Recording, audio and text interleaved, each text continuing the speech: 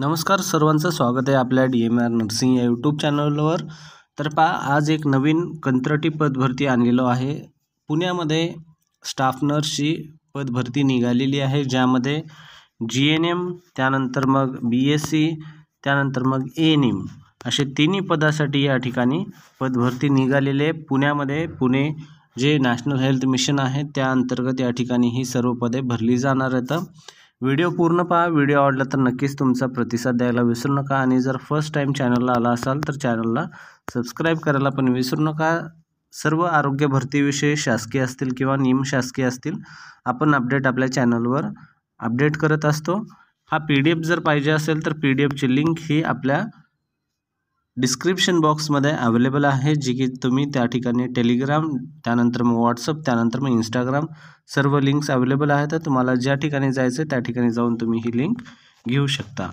त्यानंतर चला video start करू। व्हिडिओ थोडासा मोठा झाला तर स्किप नका करू, पूर्ण व्हिडिओ पाहिला तर सर्वच माहिती डिटेलमध्ये आपण या ठिकाणी कव्हर करत असतो। मोस्टली 80 ते 90% माहिती या ठिकाणी कव्हर होऊन जाते। जर थोडीफार काही राहिले असेल तर नक्कीच तुम्ही ते PDF पाहून वाचू शकता। तर चला स्टार्ट करूया। या ठिकाणी जाहिरात नमुना ऑलरेडी दिलेला आहे। यामध्ये राष्ट्रीय जे आहे नॅशनल हेल्थ मिशन जे आहे आरोग्य विभाग, राष्ट्रीय आरोग्य अभियान अंतर्गत जिल्हा परिषद जे ZP आहे, ZP पुण्यामध्ये या ठिकाणी ही पदभरती निघालेली आहे, ज्यामध्ये ANM स्टाफ नर्स कंत्राटी पदभरती दिनांक 27/10/2025 ला हे पब्लिश झालेला आहे। ठीक आहे, 1-2 दिवसापूर्वीच हे जाहिरात आलेली आहे। तर त्यामध्ये पुढं काय सांगितलंय, राष्ट्रीय आरोग्य अभियान अंतर्गत पुणे जिल्हा जे रुग्णालय आहे, पुणे जिल्हा रुग्णालय असेल किंवा मग तालुकास्तरीय पुण्याचा तालुकास्तरीय असेल किंवा मग पुण्यामधील जे ग्रामीण रुग्णालय येतं, त्यानंतर उपकेंद्र असतील, त्यानंतर प्राथमिक आरोग्य केंद्र असतील, या सर्व कार्यक्षेत्रातील कंत्राटी पदभरतीने पदभरती होणार आहे।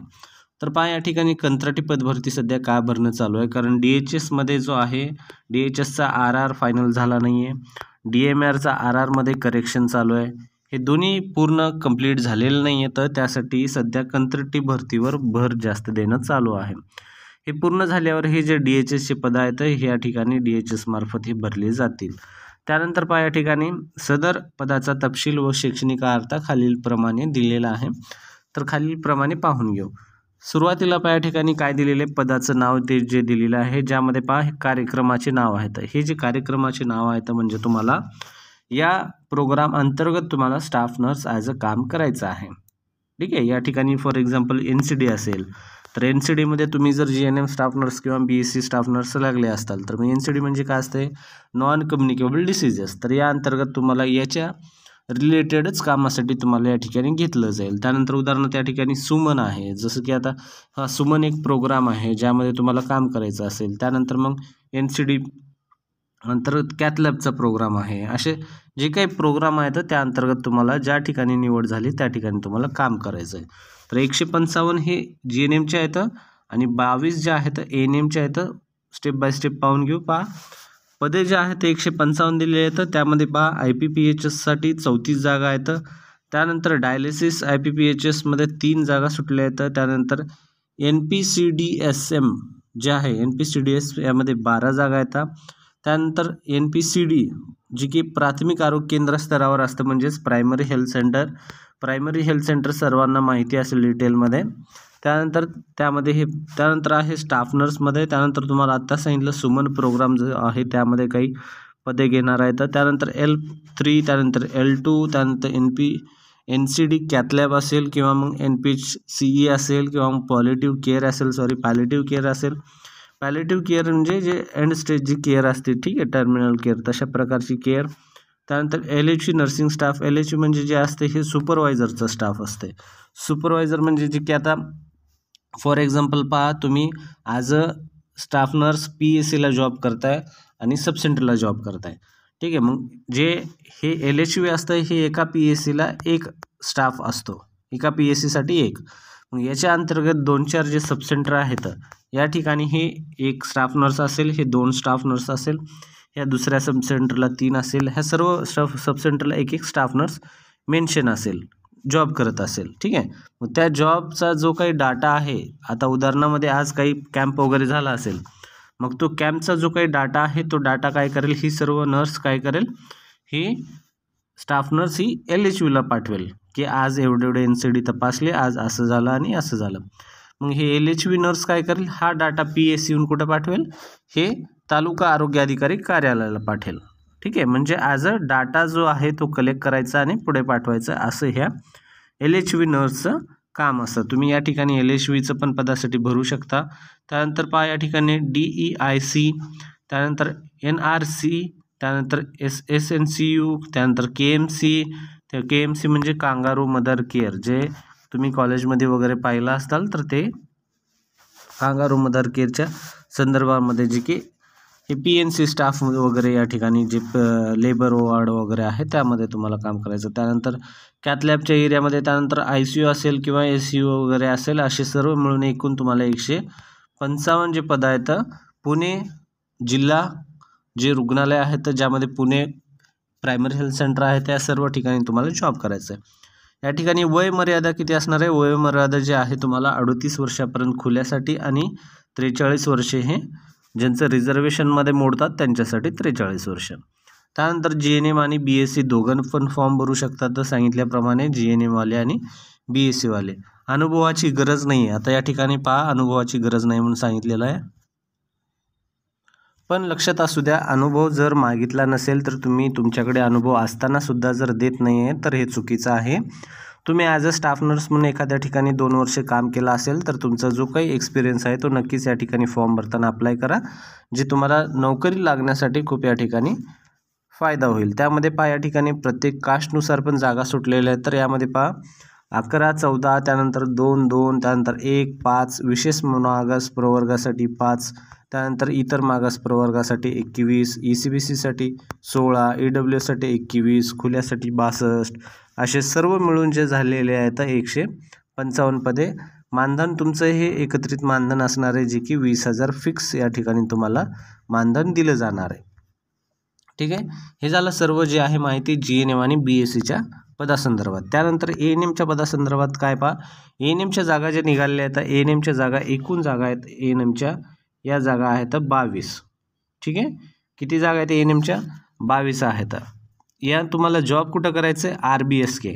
आता RBSK कोणाकोणाला माहीत नाही आहे त्यांना सांगतो माहिती. RBSK म्हणजे राष्ट्रीय बाल सुरक्षा कार्यक्रम, जे ग्रामीण भागामध्ये शाळा ओपन केलेल्या आहेत शासनाने. त्या शाळेमध्ये जे विद्यार्थी असतात त्या विद्यार्थ्यांची महिन्यामध्ये एकदा तरी तपासणी झाली पाहिजे, किमान 15 दिवसामध्ये एकदा तरी आरोग्य तपासणी झाली पाहिजे. महिन्यामध्ये असेल, 2 महिन्यामध्ये असेल, हे जे आहे हे शासनाने नियम चालू केलेले आहेत.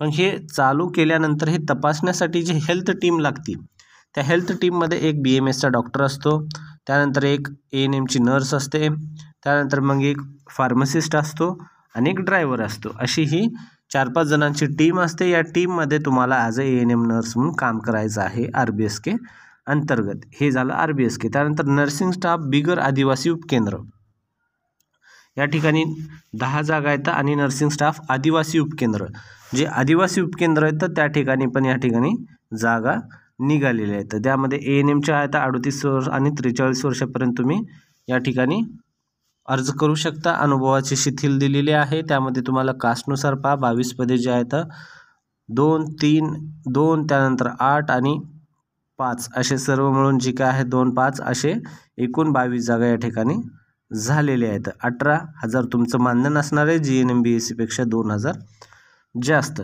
हे झालं तुम्हाला पदासंदर्भात माहिती. आता तुम्हाला फॉर्म भरायचं कसं आहे, फीस असणार आहे की नाही, ती पुढील माहिती पाहून घेऊ. तर पहा, सुरुवातीला कंत्राटी पद भरती असल्यामुळं निव्वळ तात्पुरत्या स्वरूपामध्ये तुम्हाला जॉब करायचं आहे, जे की 11 महिने 29 दिवसासाठी. तर सगळ्यांनाच माहिती आहे कंत्राटी जॉब म्हणजे फिक्स 11 महिने 29 दिवसासाठीच असतं. जर काम चांगलं असेल तर पहा त्या ठिकाणी तुम्हाला हे कंटिन्यू केलं जातं. आता बऱ्याच जणाला प्रश्न पडतो की सर 11 महिने जॉब करायचा नंतर मग परत सोडून द्यायचं. तर पहा, एक मी आतापर्यंत जेवढे पाहिलेले आहेत तर लक्षात असू द्या, जे कोणते हे जागा येतात ANMच्या, जे NHM स्टाफ अंतर्गत चालतात, NHM, ठीक आहे, NHM अंतर्गत चालणारे जे कोणते हे कंत्राटी पदे भरली जातात यांना खूप क्वचितच काढलं जातं. कारण हे प्रोग्राम जे आहेत सब सेंटर कधी न बंद पडणार आहेत, त्यानंतर हे डिस्ट्रिक्ट हॉस्पिटल कधी न बंद पडणार आहेत, यामध्ये तुम्ही जर एकदा लागला तर तुम्ही कंटिन्यू काम करू शकता. फक्त तुम्हाला एकच करायचं आहे, तुमचं जे काम आहे ते काम तुम्हाला चांगलं करणं गरजेचं आहे. ठीक आहे. जर तुमचं वर्क सॅटिस्फॅक्टरी नसेल तेव्हाच तुम्हाला या ठिकाणी एक कंत्राटीमध्ये एक रेशो पण असतो. या ठिकाणी गुड असेल, त्यानंतर एक्सलंट असेल, अशा या ठिकाणी तुमचं या प्रकारे हे इन्क्रीमेंट केलं जातं. गुड, एक्सलंट, त्यानंतर हे असे जे यामध्ये असतात ना आउटस्टँडिंग, यामध्येच तुमचं हे पगाराचं इन्क्रीमेंट ठरत जातं. गुड असेल, एक्सलंट असेल आणि आउटस्टँडिंग असेल. त्यानंतर पुढं तुम्हाला माहिती आपण पाहू. यामध्ये तुम्हाला फॉर्म भरायचा आहे कुठं. ठीक आहे. त्यामध्ये एक महत्त्वाचा पॉईंट सांगितला आहे, जाहिरातीमधील रिक्त पदांच्या संख्येमध्ये व नियुक्ती ठिकाणात बदल होऊ शकतो. ठीक आहे. यामध्ये 100 जे काही सांगितलेले आहेत 55 + 22 जागा. ठीक आहे. तर यामध्ये बदल होऊ शकतो. 155 + 22 जागेमध्ये 177 टोटल जागेमध्ये कमी जास्त होऊ शकतात असं या ठिकाणी सांगण्यात आलेलं आहे. त्यानंतर तुम्हाला सर्व माहिती जे पाहिजे असेल तर तुम्हाला कुठे भेटेल, pune.jhp.government.in या संकेतस्थळावर ही सर्व माहिती तुम्हाला अवेलेबल असेल. त्या ठिकाणी जाऊन तुम्ही ही माहिती पाहू शकता. ही वेबसाईट आहे, पहा, लिहून घ्या वेबसाईट. खूप जास्त जागा निघाल्या आहेत. जे कोणी सध्या शोधामध्ये आहे त्यांच्यासाठी ही सुवर्ण संधी असणार आहे नोकरीसाठी. त्यानंतर पुढं पायामध्ये तुम्हाला फॉर्म कुठे भरायचा आहे, तर फॉर्म भरण्यासाठी तुम्हाला कुठे यायचं आहे, तर पहा या ठिकाणी 28 तारखेपासून ते 4 तारखेपर्यंत तुम्हाला फॉर्म भरायचा आहे. जवळपास या ठिकाणी 7च दिवस तुम्हाला फॉर्म भरण्यासाठी दिलेले आहेत. खूप कमी दिवस दिलेले आहेत, तर 7 दिवसामध्ये तुम्हाला फॉर्म हा भरायचा आहे. तर फॉर्म तुम्हाला घेऊन कुठे जायचं आहे, फॉर्म घेऊन जायचं तुम्हाला राष्ट्रीय आरोग्य अभियान कक्ष 4था मजला, आरोग्य विभाग, नवीन जिल्हा परिषद इमारत, कॅम्प SGS मॉल समोर, पुणे. हा जो ॲड्रेस आहे हा ॲड्रेस सगळ्यांनी स्क्रीनशॉट मारून घ्या किंवा अन्यथा हा ॲड्रेस तुम्ही लिहून घ्या. या ॲड्रेसवरच तुम्हाला काय करायचं आहे, जाऊन तुमचा फॉर्म सबमिट करायचा आहे. तारीख ऑलरेडी सांगितली, 28 पासून 4/11 म्हणजे 4 तारखेच्या नोव्हेंबर 4पर्यंत तुम्हाला फॉर्म भरायचा आहे. त्यानंतर तुम्हाला फीसचा पुढचा पॉईंट फीस आहे. तर फीस या ठिकाणी तुम्हाला DD भरायचं आहे. DD म्हणजे डिमांड ड्राफ्ट याला म्हटलं जातं, जे की नॉन रिफंडेबल असतं. डिमांड ड्राफ्ट म्हणजे जे काही आपले नॅशनल बँक आहेत, नॅशनल बँक, तर नॅशनल बँकमध्ये जायचं आहे तुम्हाला आणि तिथं जे कोणी असेल बँक मॅनेजर वगैरे तर त्यांना DD काढायचं आहे म्हणून सांगा. DD काढायचं असेल तर ते विचारतील किती रुपयाचा काढायचं आहे. तर तुमची कास्ट जर हे ओपन असेल तर तुम्हाला 150 काढावं लागेल. कास्ट जर तुमची कशामध्ये रिझर्वेशनमध्ये मोडत असेल तर 100 रुपयाचा काढायचा आहे. त्यावर मग ते बँक मॅनेजर विचारेल तुम्हाला कोणाच्या नावाने काढायचं आहे. तर त्या ठिकाणी तुम्हाला हे नाव द्यायचं आहे, district integrated health and family welfare society Pune. या नावाने तुम्हाला DD काढायचं आहे. हा DD काढल्यानंतर तुम्हाला काय करायचं आहे, तुमचा DD घेऊन जे मी ॲड्रेस सांगितलं आहे त्या ॲड्रेस ठिकाणी जायचं आहे. शेवटची तारीख ऑलरेडी तुम्हाला सांगितलेली आहे, 4/11/2025, 4 नोव्हेंबर 2025. संकेतस्थळ पर तुम्हाला परत एकदा सांगतो, pune.jhp.government.in यावर तुम्हाला सर्व अपडेट भेटतात. त्यानंतर तुम्हाला महत्त्वाचा पॉईंट म्हणजे या ठिकाणी पहा, तुमचे प्रमाणपत्र काय काय लागतील. प्रमाणपत्राची लिस्ट खालीलप्रमाणे दिलेली आहे. पहा या ठिकाणी सुरुवातीला तुमची सर्व गुणपत्रिका, जन्मतारखेचा दाखला म्हणजेच TC, त्यानंतर पासपोर्ट साईजचे 2 फोटो, लहान कुटुंबाचं प्रमाणपत्र, त्यानंतर राखीव उमेदवारीचे प्रमाणपत्र म्हणजे जातीचं प्रमाणपत्र, त्यानंतर अनुभव असेल तर अनुभवाचं प्रमाणपत्र, शासकीय अनुभव असल्यास शासकीयचा आणि नावात बदल असेल तर गॅझेट. ठीक आहे. एवढे डॉक्युमेंट तुम्हाला हे लागणार आहेत. त्यानंतर हा अशा प्रकारचा अर्ज आहे. हा संपूर्ण अर्ज व्यवस्थित भरायचा आहे. ANMचे बघणी आहेत जे कोणी तर त्यांनी फॉर्ममध्ये चुका वगैरे करायचे नाही आहेत. व्यवस्थित मराठीमध्ये अर्ज आहे, व्यवस्थित पाहून हा अर्ज तुम्हाला भरायचा आहे. पूर्ण तुमचे शैक्षणिक अर्हता, तुम्ही कुठं उत्तीर्ण झाले, विद्यापीठ काय, परीक्षेचं वर्ष काय, त्यानंतर तुमचे किती गुण होते आणि त्यामधले तुम्हाला किती पडले, त्यानंतर त्याचा टक्केवारी काढायचं आहे आणि तुम्हाला हे सर्व माहिती व्यवस्थित भरून सबमिट करायची आहे. त्यानंतर लहान कुटुंबाचं एक प्रमाणपत्र ऑलरेडी विचारला होता, तर त्याचा हा फॉर्मॅट आहे. हा फॉर्मॅट तुम्हाला व्यवस्थित भरायचा आहे. तर अशा प्रकारची ही संपूर्ण माहिती डिटेलमध्ये आपण कव्हर केलेली आहे. यामध्ये मला नाही वाटत कुठंतरी आपण माहिती थोडीशी स्किप केली आहे म्हणून. जर चुकून राहिली असेल तर तुम्ही हा PDF घेऊन व्यवस्थित पाहू.